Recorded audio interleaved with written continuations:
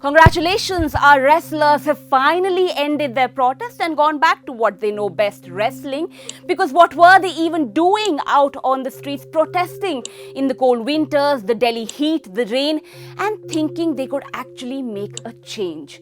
For decades, yeah, I'm pretty sure it's decades, we've always asked where India's sportspersons' voices go when it comes to taking a stand. Muhammad Ali took one, Serena Williams stood up for herself, Colin Kaepernick lost his career for what he believed in. But our sports stars have always been of the silent variety.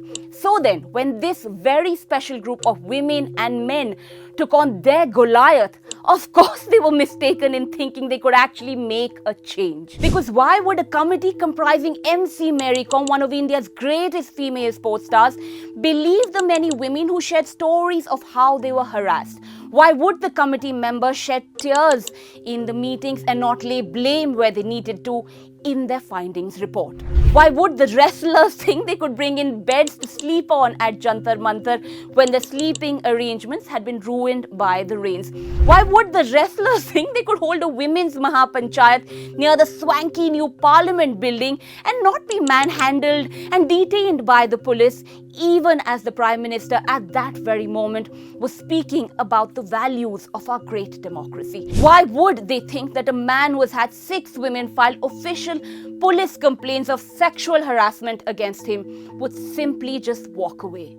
How could they think that speaking for the silent struggles of their sisters would not make them pariahs in their own communities? What were Vinesh Fogart, Sakshi Malik and Bajrang Punia thinking, protesting for the last 6 months, putting their own careers on hold?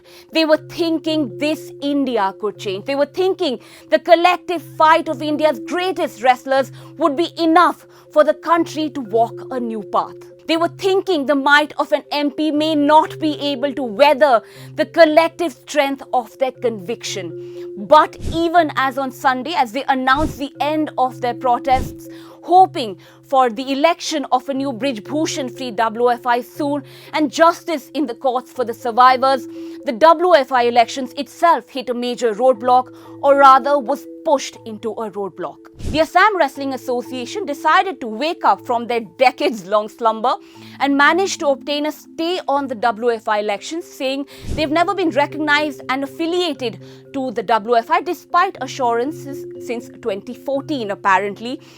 Since then though, there have been 2 WFI elections, both in which Brij Bhushan was elected president, but apparently no wish to approach the courts. But now, when some form of justice may be served in the manner of a quick and timely election, why the sudden need to be affiliated and a vote in the election? I'll leave you to connect those dots. So now what's happened is the elections that were scheduled to finally take place on 11 July will now be on hold at least till 17 July when the Guwahati High Court is next set to hear the matter. Speaking of the election itself to usher in the Brij Bhushan free era, well, looks like the voting itself also will not be Brij Bhushan free, with the BJP MP and his son having gotten themselves nominated from the UP Wrestling Association to vote in the election, while his son-in-law also will be voting on behalf of the Bihar Wrestling Association. So really, what were our wrestlers thinking? That they could actually make some change?